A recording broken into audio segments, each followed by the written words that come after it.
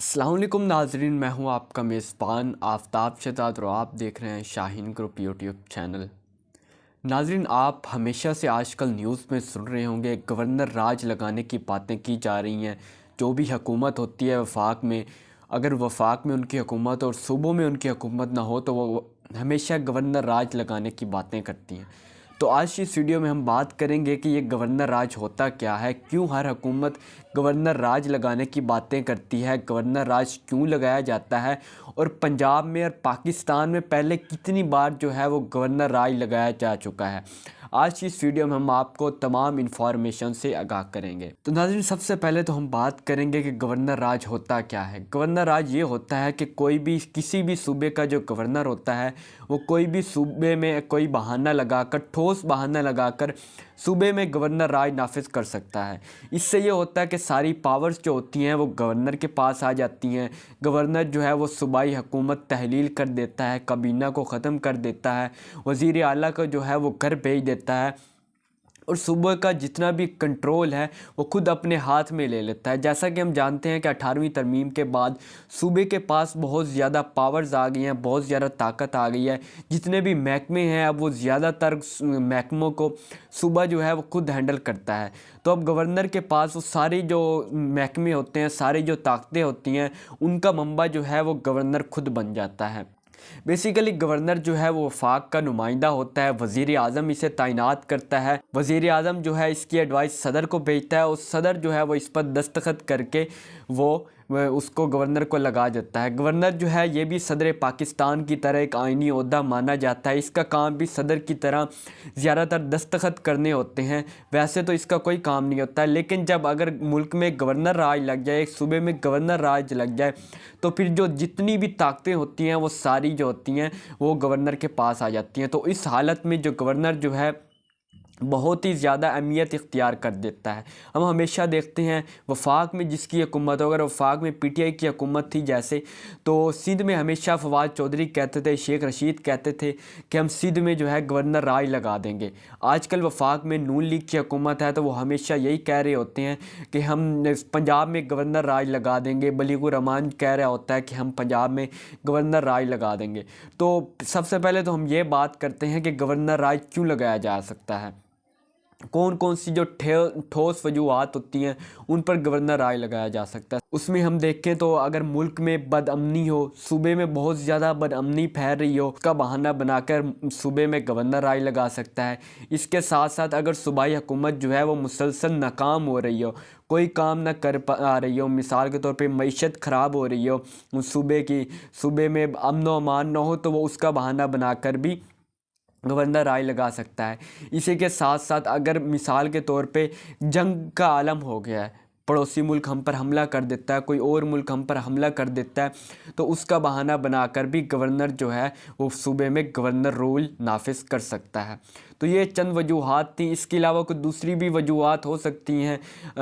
ज़ाहिरी बात है जब गवर्नर राज लगाना होता है, अगर किसी ने सोच लिया हो तो फिर वो वजूहात की तरफ इतना फोकस नहीं करते, तो वो बस गवर्नर राज लगा ही देते हैं। लेकिन कुछ वजूहात की बिना कोई ना कोई वजूहात होती है जिसकी वजह से गवर्नर राज लगाया जा सकता है। तो अब हम गवर्नर राज के आईनी हदूद देखते हैं कि गवर्नर राज कैसे लगाया जाता है। वैसे तो गवर्नर राज नाफिज करना गवर्नर का आईनी हक है एक तौर पे, अगर वो लगाना चाहे। अगर मुल्क में ऐसी सूरत हाल बर्पा हो गया तो गवर्नर जो है वो सूबे में गवर्नर राज लगा सकता है। आर्टिकल 234 जो है वो गवर्नर को इजाज़त देता है कि वो उस सूबे में गवर्नर राज लगा सकता है।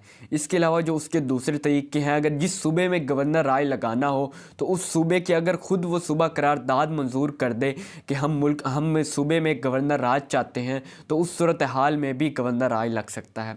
इसके अलावा गवर्नर राज लगाने का जो असल तरीका होता है वो होता है सेनेट और कौमी असम्बली का जॉइंट सेक्शन।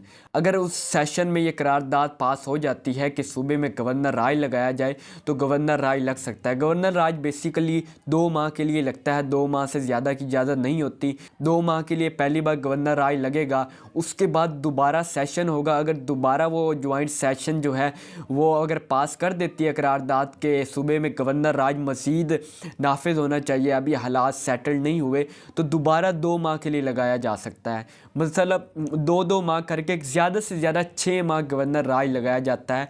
इससे ज़्यादा जो है हम गवर्नर राज नहीं लगा सकते। इसके अलावा क्योंकि हम जानते हैं कि गवर्नर जो है वो वफाक का नुमाइंदा होता है, सदर पाकिस्तान की एडवाइस पे वो गवर्नर राज लगा सकता है। अगर सदर मिसाल के तौर पे आजकल जैसे पीटीआई का है, तो गवर्नर राज जो है वो सदर की इजाज़त के बगैर नहीं लगाया जा सकता, क्योंकि सदर को ही वो कहेगा, वज़ीर आज़म के साथ वो एडवाइस करेगा, वज़ीर आज़म की मशवरे पर वो लगाएगा या फिर सदर के मशवरे पे लगाएगा। तो सदर को जो है वो इस सूरत हाल में साथ होना ज़रूरी है। सदर भी, हम जानते हैं कि सदर भी गवर्नर को फारिग कर सकता है किसी भी मिसकंडक्ट। तो मैं उम्मीद करता हूँ गवर्नर राज के बारे में आपकी कोई कन्फ्यूजन होगी तो वो क्लियर हो गई होगी। तो आखिर में हम बात करते हैं कि पंजाब में पहले कितनी बार गवर्नर राज नाफिज हो चुका है। पंजाब में पहले 3 बार गवर्नर राज नाफिज हो चुका है। अगर हम पहला गवर्नर राज जो पंजाब में नाफिज किया गया था वो 1949 में किया गया था।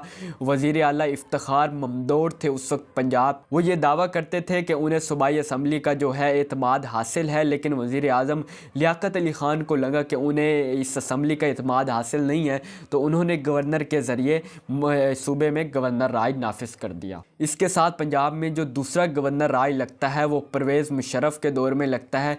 12 अक्टूबर 1999 में जब परवेज़ मुशर्रफ ने मुल्क में मार्शल लॉ लगाया, तो उस वक्त पंजाब में उन्होंने गवर्नर राज नाफिज कर दिया, जो कि 2002 तक जारी रहा। इस सारे दौरानिए में तकरीबन 2 से 3 गवर्नर आए। पंजाब का जो तीसरा गवर्नर राज है वो 2009 में नाफिज होता है। सलमान तासीर, जो कि बाद में उन्हें कत्ल कर दिया गया, वो गवर्नर राज उन्होंने लगाया। ये गवर्नर राज आसिफ जरदारी के दौर में 2 माह के लिए लगाया गया। शहबाज शरीफ इस वक्त वज़ीर आला थे। 1999 में जब गवर्नर राज लगाया गया तब भी शहबाज शरीफ वज़ीर आला थे। 2009 में जब गवर्नर राज लगाया गया तो तब भी वज़ीर आला शहबाज शरीफ थे। ये गवर्नर राज सिर्फ 2 माह के लिए लगाया गया, उसके बाद इस गवर्नर राज को ख़त्म कर दिया। तो इसी तरह सिंध में भी 3 बार गवर्नर राज लगाया गया, बलूचिस्तान में भी 3 बार गवर्नर राज लगाया गया।